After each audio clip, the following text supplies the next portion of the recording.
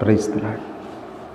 క్రీస్తునందు ప్రియమైన సోదరి సోదరులకు ప్రభువైన యేసుక్రీస్తు ప్రశస్తమైన నామంలో ఈ రాత్రి వేళ మరి ఒకసారి ప్రత్యేకమైన వందనాలు తెలియజేస్తూ ఉంటున్నాం. దేవుడు మనల్ని ప్రేమించి ప్రతి కీడు ప్రతి ఆపద నుండి మనల్ని తప్పించి క్షేమంగా ఉంచి ఈ దినాన మనం సజీవులుగా ఉండడానికి ప్రభు మనకి సహాయపడ్డారు. దాన్ని బట్టి దేవుని మనం స్తుతించబద్దులమై ఉంటున్నాం.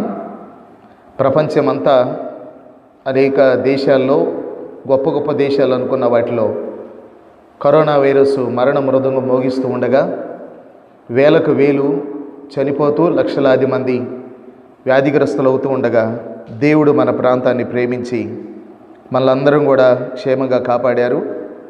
ఇది దేవుని కృప మాత్రమే. మరి యెహోవా పట్టణమును కాపాడని ఎడల దాని కావలి కాయవారు మేలుకొని ఉండుట వ్యర్థమే రాయబడిన ప్రకారం దేవుడు మనల్ని కాపాడాడు కనుక మనం క్షేమంగా ఉండగలిగాం. అదేవిధంగా మరి భయంకరమైనటువంటి తుఫాను ఒకటి మరి దాటిపోవడం, ఇది కూడా దేవుని కృప మాత్రమే. బహుశా అది మన ప్రాంతాన్ని కనుక తాకినట్టయితే మరి చాలా నష్టం జరిగేది పరిస్థితుల్లో. కాబట్టి ఒక ప్రక్క పనులు లేవు, రెండో ప్రక్క మరలా తుఫాను వలన కలిగిన నష్టం అంటే చాలా కష్టంగా ఉండేది. కానీ దేవుడు తన కృపను బట్టి ఆ పరిస్థితుల్లో కూడా మనల్ని కాపాడుతూ వచ్చారు. అదేవిధంగా ఈ ఎండాకాలం అంతా మనల్ని కాపాడగలిగిన దేవుని యొక్క సహాయాన్ని బట్టి కూడా మనం దేవుని స్తుతించబద్దులమై ఉంటున్నాం. దేవుడు మన పట్ల అనంతమైనటువంటి కృపను చూపుతున్నాడు కనుకనే మనం ఈ దినం వరకు మరి సజీవులుగా ఉండగలిగాం. ముందున్న దినాల్లో కూడా మనల్ని నడిపించే దేవుడు మనకున్నారు. బైబిల్లో రాయబడి ఉన్నది, మరణం వరకు ఆయన మనల్ని నడిపిస్తాడని. ఆయనే చెప్పారు, యుగ సమాప్తి వరకు సదాకాలం నేను మీకు తోడుగా ఉన్నాను అని ఆయన చెప్పిన మాటలు మనం జ్ఞాపం చేసుకుంటున్నాం. కాబట్టి ఈ విపత్కర పరిస్థితుల్లో మనం ధైర్యంగా బ్రతకడానికి మనకు ఆధారం మన ప్రభువే. కాబట్టి ఆయనను బట్టి మనకి ఈ ధైర్యం ఉంది. దాన్ని బట్టి దేవుని స్తుతించబద్దులమై ఉంటున్నాం. మనము యేసు ప్రభు యొక్క రెండవ రాకడకు సంబంధించినటువంటి విషయాల్ని ఒక్కొక్కటిగా మనం ధ్యానం చేస్తూ నిన్నట దినం వరకు 3 గొప్ప తీర్పులను గురించినటువంటి విషయాలు మనం ధ్యానం చేశాం. మధ్యాకాశంలో జరిగే క్రీస్తు న్యాయ తీర్పు, 1000 ఏండ్ల పాలనకు ముందు జరిగే మహిమగల సింహాసన తీర్పు, అదేవిధంగా 1000 ఏండ్ల పాలన యొక్క ముగింపు అయిపోయిన తర్వాత శూన్యములో జరిగేటువంటి ధవళ సింహాసన తీర్పును గురించి మనం 3 తీర్పులను, గొప్ప తీర్పులను గురించినటువంటి విషయాలు మనం ధ్యానం చేస్తూ వచ్చాం. ఈ దినం మరికొన్ని విషయాలు జ్ఞాపకం చేసుకుందాం. మనం ఇంత దనుక 7 ముద్రలు విప్పడం, 7 బోరలు దేవదూతలు ఓదడం, వాటిని గురించి విన్నాము.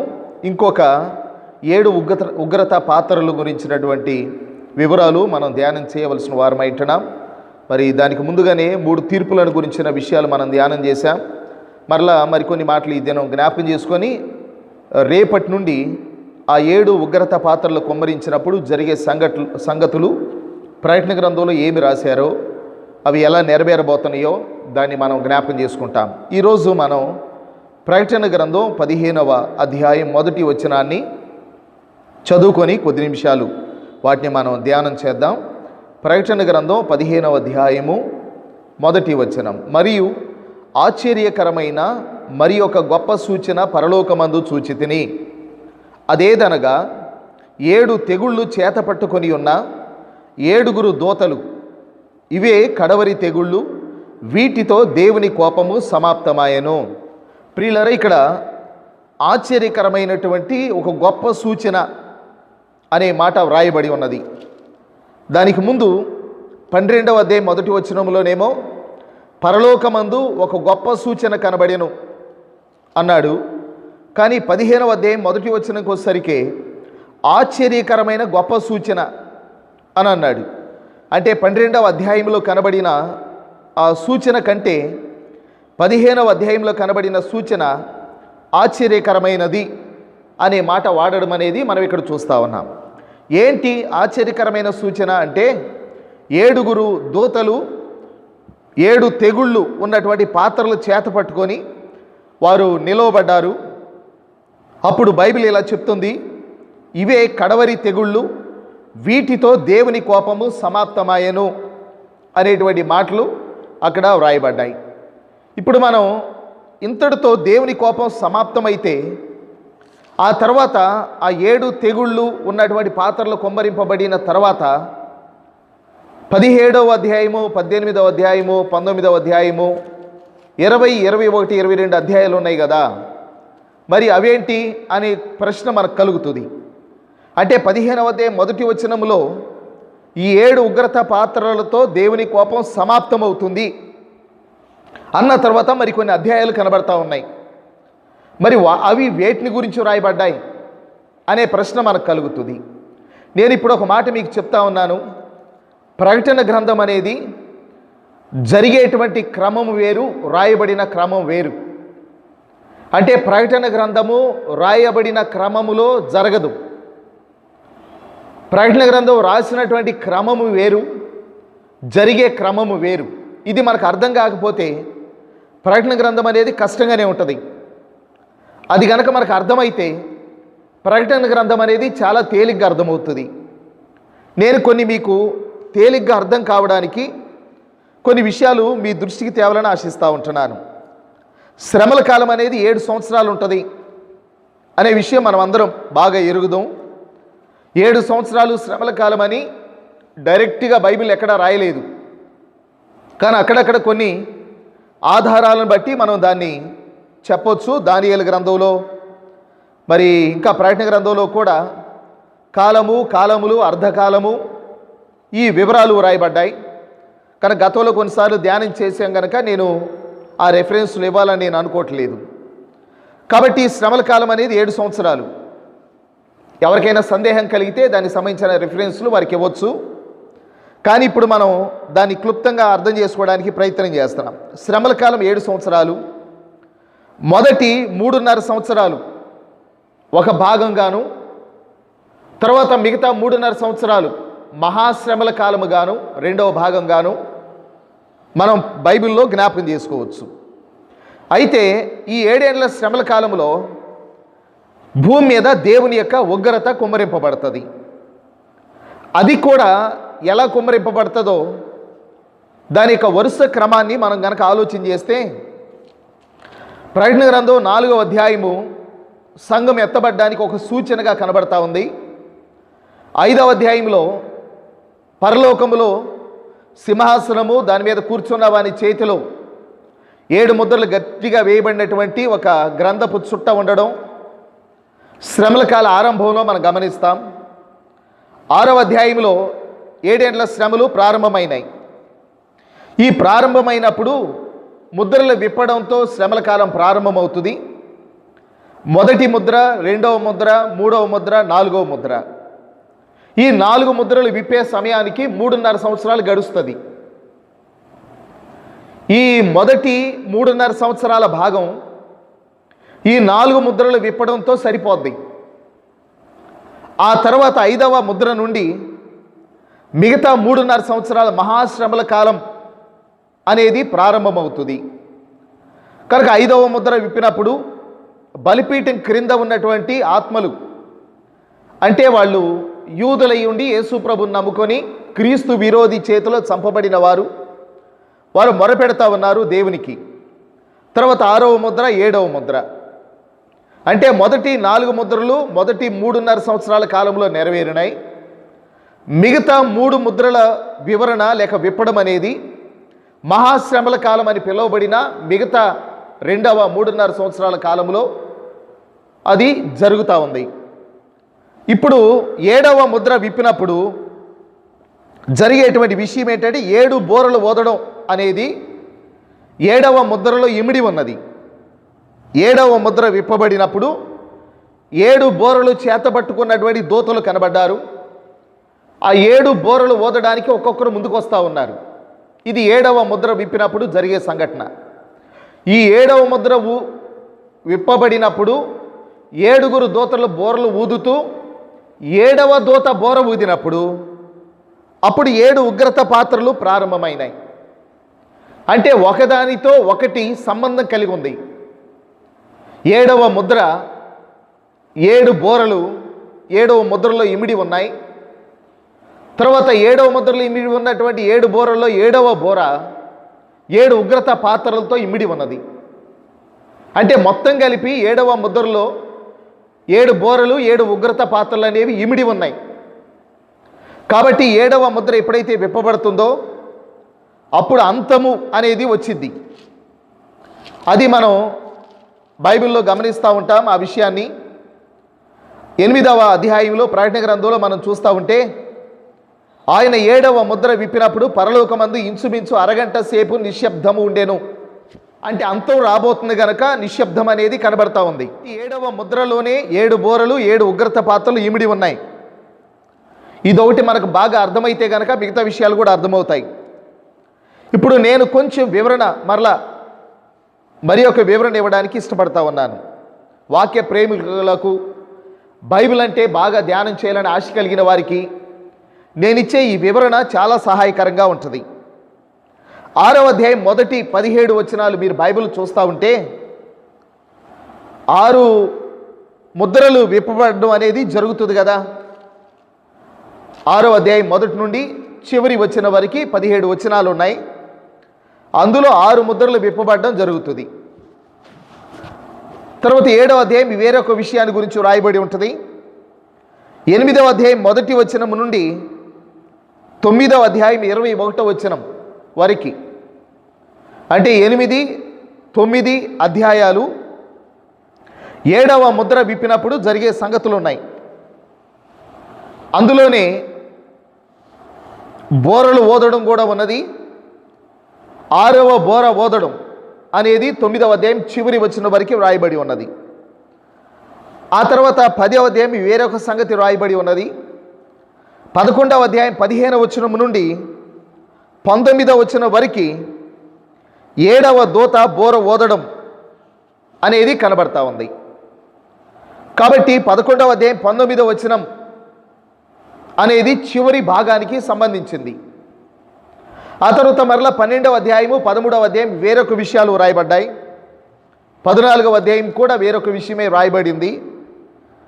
తర్వాత ఈ 11వ అధ్యాయం 19వ వచనముతో మనం ఇంకొక వచనాన్ని కనుక కలిపితే సంగతి వివరంగా మనకు అర్థమవుతుంది. అది 15వ అధ్యాయము 6వ వచనం. 15వ అధ్యాయము 5వ వచనాన్ని నుంచి చూద్దాం. అటు తర్వాత నేను చూడగా సాక్ష్యపు గుడార సంబంధమైన ఆలయము పరలోకమందు తెరవబడెను అన్నాడు. ఇంతకుముందు 11వ అధ్యాయం 19వ వచనంలో 7వ దూత బోర ఊదినప్పుడు పరలోకమందు దేవుని ఆలయము తెరవబడినట్లుగా మనం చూస్తూ ఉన్నాం. ఆలయము తెరవబడినప్పుడు అక్కడ మందసం కనబడతా ఉంది.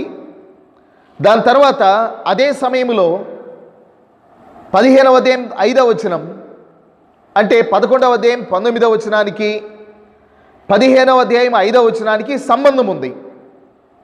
అటు తర్వాత నేను చూడగా సాక్ష్యపు గుడార సంబంధమైన ఆలయము పరలోకమందు తెరవబడెను అన్నాడు. కాబట్టి ఈ విషయాలు కొంచెం అర్థం చేసుకోవడానికి కష్టతరంగా ఉండొచ్చు, కానీ కొంచెం మనసు పెడితే గనక ప్రకటన గ్రంథం మనకు తేలిగ్గా అర్థం అవ్వడానికి ఇవి మనకు సహాయకరంగా ఉండొచ్చు.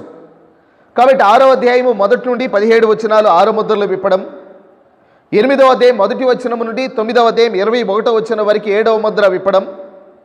ఆ 7వ ముద్ర విప్పినప్పుడే బోరలు చేతబట్టుకున్న దూతలు నిలవబడి ఉన్నప్పుడు 6వ దూత బోర ఓదడంతో 9వ అధ్యాయం చివరి వచనం ముగించబడుతుంది. 11వ అధ్యాయం 15వ వచనం నుండి 19వ వచనం వరకు 7వ దూత బోర ఓదడం జరిగినప్పుడు పరలోకంలో ఒక ఆలయం తెరవబడింది. ఆలయం తెరవబడినప్పుడు మొదట మందసం కనబడింది. తర్వాత 15వ అధ్యాయం 6 నుండి 8 వచనాల్లో మనం పరలోకమందు ఆ ఆలయము తెరవబడినప్పుడు ఆ ఆలయం అంతా కూడా ప్రత్యక్షపరచబడడం అనేది మనం చూస్తాం. కాబట్టి ఈ ప్రకటన గ్రంథాన్ని ఈ విధంగా మనం ధ్యానం చేయొచ్చు. తర్వాత 16వ అధ్యాయము మొదటి నుండి 21 వచనాలు భూమి మీద 7 ఉగ్రత పాత్రలు కుమ్మరింపబడ్డాని గురించిన వివరాలు వ్రాయబడ్డాయి. 17వ అధ్యాయము నుండి 19వ అధ్యాయము 21 వరకు 7 ఏండ్ల శ్రమల కాలం యొక్క ముగింపులో జరిగేటువంటి సంఘటనలు త్వరగా జరిగే విషయాలు రాయబడ్డాయి. ఆ తర్వాత 20వ అధ్యాయము నిన్నటి దినాన్ని మనం ధ్యానం చేశాం. 1000 ఏండ్ల పాలనకు ముందు జరిగే సంఘటనలు. ఆ తర్వాత 21వ అధ్యాయము 1000 ఏండ్ల పాలన అయిపోయిన తర్వాత యుగాంతం, క్రొత్త ఆకాశం క్రొత్త భూమి. ఆ తర్వాత 22వ అధ్యాయము పరలోక పట్టణం యొక్క మహిమ, దాని వివరణ వ్రాయబడి ఉన్నది. ఇది బైబిల్లో ప్రకటన గ్రంథం వివరణ మనం చూస్తూ ఉంటున్నాం. ఇప్పుడు నేను మరికొన్ని మాటలు మీకు జ్ఞాపకం చేస్తాను. 15వ అధ్యాయము మొదటి వచనాన్ని ఇందాక మనం చదివాం కదా. ఆశ్చర్యకరమైన మరి యొక్క గొప్ప సూచన అన్నాడు. పరలోకమందు చూచి తిని అన్నాడు. ఈ పరలోక పట్టణం యొక్క మహిమను దేవుడు యోహానికి కొంచెం కొంచెంగా రివీల్ చేయడం, అంటే ప్రత్యక్షపరచడం, కనపరచడం అనేది జరుగుతుంది.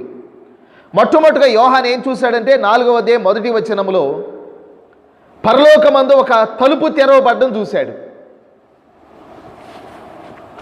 దేవుడు యోహానికి పరలోకమంతా ఒకేసారి చూపించలేదు. మొట్టమొదటిగా ఒక తలుపు తెరవబడ్డం చూపించాడు. దాని తర్వాత 11వ అధ్యాయం 19వ వచనంలో ఆ పరలోకంలో ఒక దేవాలయం కనబడతా ఉంది.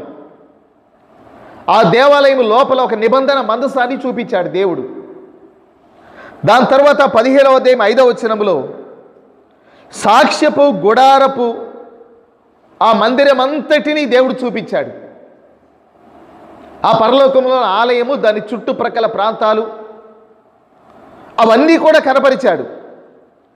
ఇలాగా దేవుడు ఈ శ్రమల కాలం ముగిసే లోపు పరలోకములో ఉన్నటువంటి ఆ మహిమను కొంచెం కొంచెంగా ఆయన బయలుపరుస్తూ యోహానికి చూపించడం అనేది మనం ప్రకటన గ్రంథంలో గమనిస్తూ ఉన్నాం.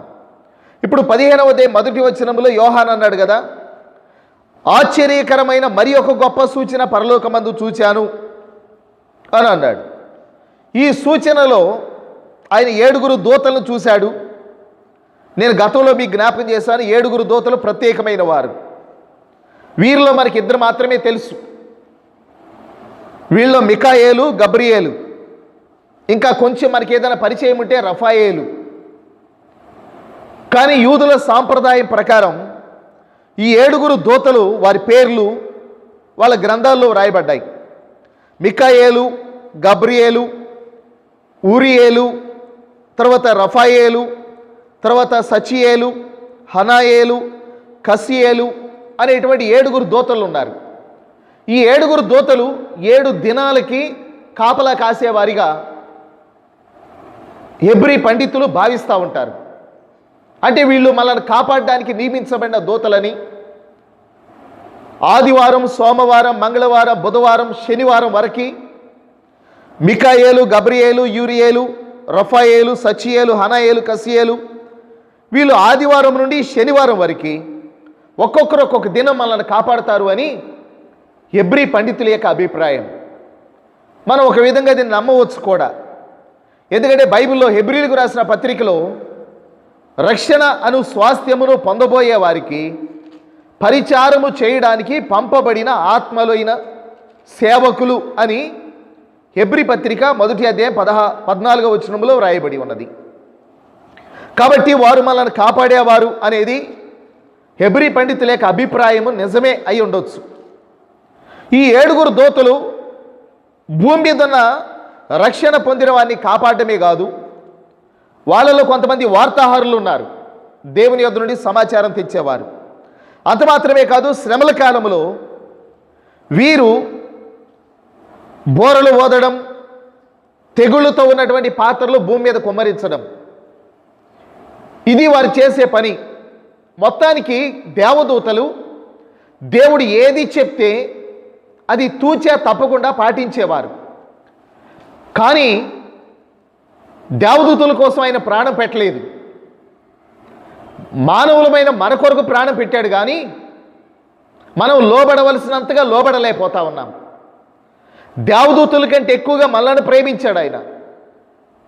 మనల్ని ప్రేమించాడు కనుకనే తన సొంత కుమారుని మన కొరకు అనుగ్రహించాడు. దేవదూతలు పడిపోయినప్పుడు వారి కొరకై ఆయన రక్షణ కార్యమును ఏమీ చేయలేదు. ఎందుకంటే దేవదూతల కంటే మనుషులను మనల్ని ఎక్కువగా ప్రేమించాడు. మనల్ని ఎక్కువగా ప్రేమించాడు, కానీ మనం ఎక్కువగా లోబడని వారుగానే ఉంటూ వచ్చాం. కాబట్టి దేవదూతలు వారు కేవలము ఆత్మస్వరూపులు, వారు తప్పు చేస్తే శిక్షించడమే, కానీ వారికి వేరొక మార్గం లేదు. కానీ వారు ఎంతగా దేవునికి లోబడుతున్నారో మనం గమనిస్తూ ఉంటున్నాం. మనమేమో ఎన్నో మార్లు అవిధేయులుగా ఉంటున్నాం, అయినా ఆయన మనల్ని ప్రేమిస్తూనే ఉన్నాడు. మనం ఒకసారి పరీక్షించుకొని జాగ్రత్త పడవలసిన అవసరం ఉన్నది. అయితే 7 తెగుళ్ళు చేతపట్టుకున్న 7 దూతలు కనబడ్డారు. వీరి చేతిలో 7 ఉగ్రత పాత్రలు ఉన్నట్టుగా దేవుని యొక్క వాక్యంలో మనం గమనిస్తూ ఉంటున్నాం. వాటిని కడవరి తెగుళ్ళు అన్నారు. వీటితో దేవుని కోపము సమాప్తమవుతుంది అని అన్నారు.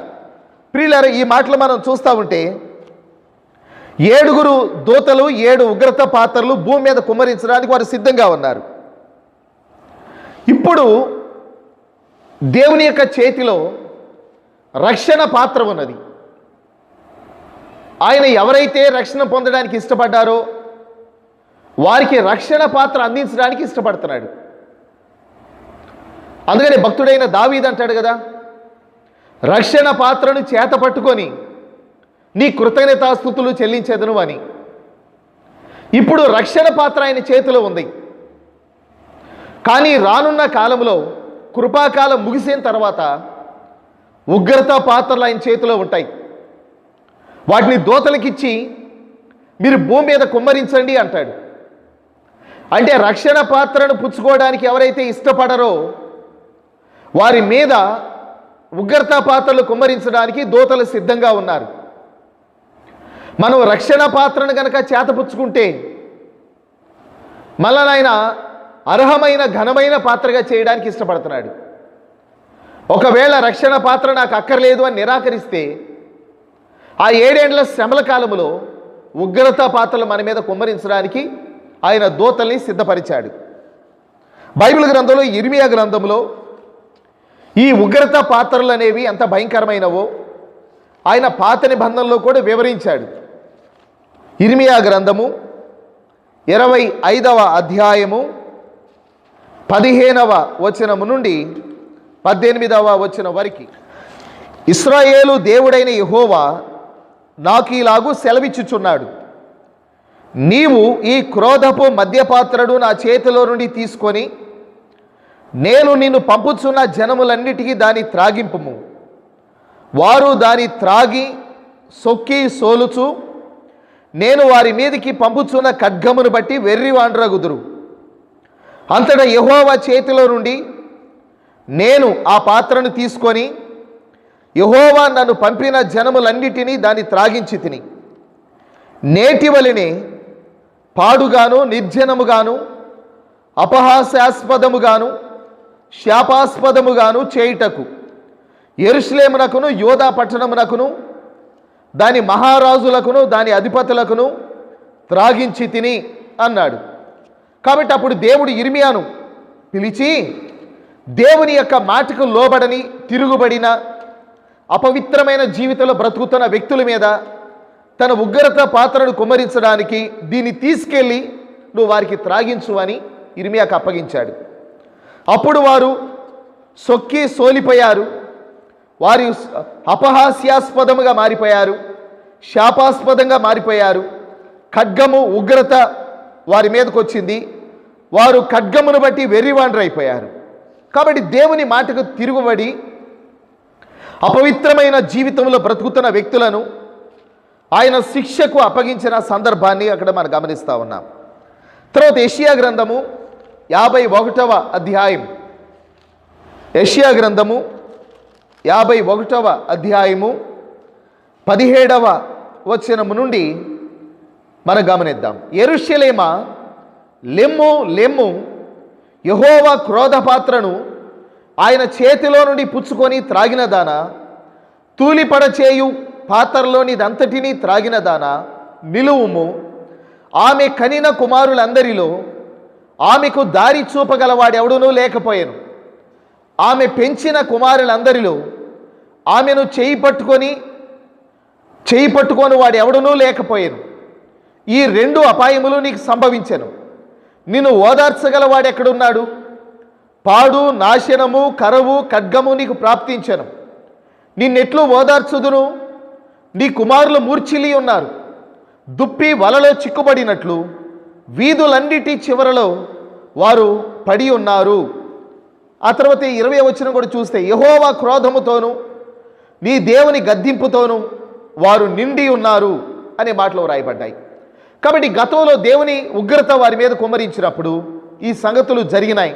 రానున్న కాలములో, శ్రమల కాలంలో ఉగ్రత పాత్రలు కుమ్మరింపబడినప్పుడు వీటికంటే ఘోరమైనటువంటి స్థితి, గతి ఆ దినాల్లో విడవబడిన మనుషులకు ఉంటుంది అనే విషయాన్ని జ్ఞాపకం చేసుకుంటున్నాం.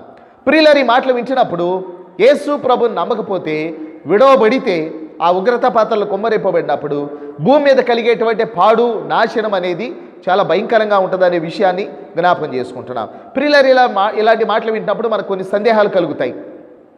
నేను గత రాత్రి చెప్పినట్లు దేవుడు నిజంగానే అంత కఠినంగా ఉంటాడా అని అంటే, ఆయన ఎంత ప్రేమ గలవాడు, అంత న్యాయం కలిగిన వాడు.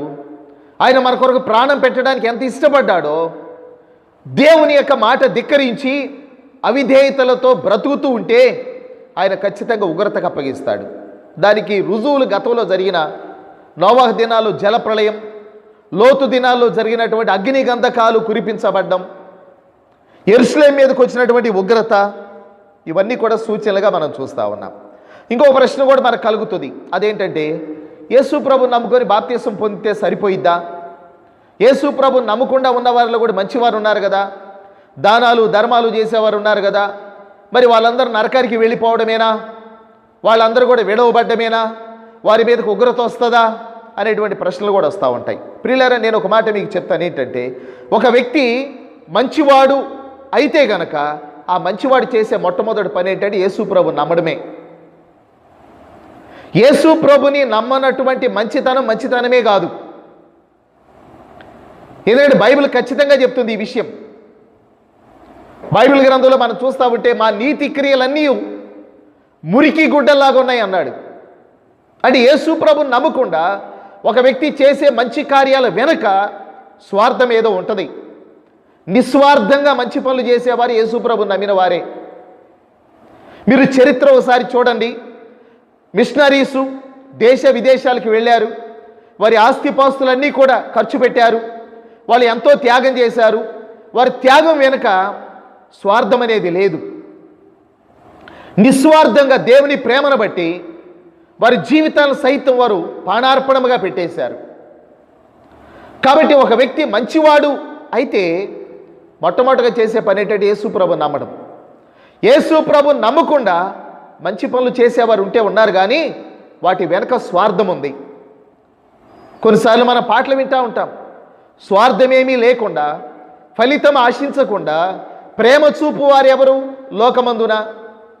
యేసు ప్రభుని నమ్మిన వారే నిస్వార్థముగా ప్రేమను చూపేవారు. కాబట్టి మనకు కలిగేటువంటి ప్రశ్నలకి సమాధానాలు ఉన్నాయి బైబిల్లో.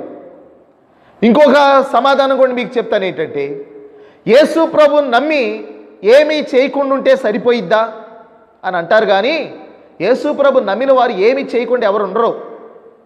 ఎందుకంటే బైబిల్లో జక్కయ్య యేసు ప్రభుని నమ్మిన తర్వాత ఆయన తనకి కలిగిన ఆస్తిలో 4వ వంతు పేదలకు ఇచ్చేశాడు. యేసు ప్రభుని నమ్మిన వారు, నిజంగా నమ్మిన వారు మంచి పనులు చేయకుండా ఉండలేరు. కాబట్టి యేసు ప్రభుని నమ్మకుండా మంచి పనులు చేసేవారందరూ నరకానికి వెళ్ళిపోతారా అనేటువంటి ప్రశ్న ఎవరైనా అడిగితే దానికి సమాధానం ఏంటంటే, మంచివారైతే యేసు ప్రభుని ఖచ్చితంగా నమ్ముతారు. యేసు ప్రభుని నమ్మకుండా మంచివారు అని పిలువబడ్డారంటే దాని వెనక ఏదో స్వార్థం ఉంది అని గుర్తుపెట్టుకోవాలి. యేసు ప్రభుని నమ్మిన వారు ఇంకా మంచివారుగా ఉంటారు, వారు మంచి కార్యాలు చేసేవారుగా ఉంటారు. కనుక ప్రతి ప్రశ్నకు బైబిల్లో సమాధానాన్ని మనం చూడగలం. దేవుడు కారణం లేకుండా ఎవరి మీద తన ఉగ్రతను కుమ్మరింపడు. కాబట్టి ఉగ్రత పాత్రలు ఎవరి మీదకి అంటే, ఎవరైతే పాప భూయిష్టమైన పరిస్థితుల్లో బ్రతుకుతూ దేవుని నమ్మకుండా పాపము నుండి విడుదల పొందకుండా ఉన్నారో వారి కొరకు ఉగ్రత పాత్రలు ఉన్నాయి. చివరికి ఒక మాట చెప్పి నేను ముగిస్తాను. రేపటి దినాన మనం ఇంకా విపులంగా మరికొన్ని విషయాలు ధ్యానం చేస్తాం కనుక నేను క్లుప్తంగా ముగిస్తూ ఉన్నాను. బైబిల్లో కీర్తనల గ్రంథం 75వ కీర్తన 8వ చరణం కీర్తనకారుడు ఇలా చెప్పాడు. 75వ కీర్తన 8వ చరణం, యెహోవా చేతిలో ఒక పాత్ర ఉన్నది, అందులోని ద్రాక్షరసం పొంగుచున్నది, అది సంభారముతో నిండి ఉన్నది, ఆయన దానిలోనిది పోయిచున్నాడు. భూమి మీదనున్న భక్తిహీనులందరూ మడ్డితోనూ దానిని పీల్చి మృంగివేయవలెను. నేనైతే నిత్యము ఆయన స్తుతిని ప్రచురము చేయుదును అన్నాడు. భూమి మీదనున్న భక్తిహీనుల మీదకి ఆయన తన ఉగ్రత పాతలు కుమ్మరించడానికి ఇష్టపడ్డాడు. కానీ దావీదు ఆసాపు పలికినట్లు నేనైతే నిత్యము ఆయన స్తుతిని ప్రచురము చేయుదును అన్నాడు. కాబట్టి ఈ ఉగ్రత పాత్రలు అనేవి భక్తిహీనులకు, భక్తిపరులైతే దేవుని స్తుతిస్తూ ఆ మధ్యాకాశంలో ప్రభుతో కూడా ఉంటారు. భక్తిహీనుల మీదకి ఉగ్రత పాత్రలు సిద్ధంగా ఉన్నాయి. కాబట్టి ఇవన్నీ ప్రకటన గ్రంథంలో 7 ఏళ్ల శ్రమల కాలంలో జరిగేవి, విడవబడితే జరిగేటువంటి సంఘటనలు. కాబట్టి వీటిని మనం జ్ఞాపకం చేసుకుంటూ జాగ్రత్త పడదాం. ప్రభునందు మనకున్న భద్రత ఎంత గొప్పదో జ్ఞాపకం చేసుకుంటూ ఆయన రాజ్యం కొరకు సిద్ధపడదాం. దయచేసి తల్ల ఉంచండి, ప్రార్థన చేద్దాం. విన్న వాక్యాన్ని జ్ఞాపకం చేసుకుంటూ. ప్రేమగల తండ్రి, పరిశుద్ధుడు అయిన మా ప్రియ ప్రభువా, ప్రకటన గ్రంథంలో మీరు ఏదైతే వ్రాసి పెట్టారో అవన్నీ జరగడానికి సిద్ధంగా ఉన్నటువంటి ఈ పరిస్థితుల్లో విడవబడినటువంటి ప్రజల మీదకి ఎటువంటి భయంకరమైన ఉగ్రత రాబోతుందో, భక్తిహీనులు ఆ ఉగ్రతలు ఏ విధంగా నిలవబోతున్నారో ఆ విషయాలు గమనించి, నైనా ఇంకా ఎవరైతే భక్తిహీనులుగా నీకు దూరంగా నిన్ను నమ్మని వారిగా ఉంటున్నారో వారు నిన్ను అంగీకరించి వారి యొక్క పాప భూయిష్టమైన పరిస్థితుల నుంచి విడుదల పొంది నిత్య రాజ్యానికి వారసులుగా చేయబట్టకు సహాయపడండి. ప్రేమ కలిగిన ప్రభా, ఈ మాటలు వింటున్నప్పుడు భక్తిహీనులకు భయము కలుగునట్లుగా సహాయం చేయండి. నాయన, నిన్ను నమ్మినటువంటి మేము ఆసాపు పలికినట్లు నేనైతే నిత్యం ఆయన స్తుతిని ప్రసురము చేసేదనని మధ్యాకాశంలో మాకు కలగబోయి ఎదురు చూడగలగడానికి కృపనివ్వండి.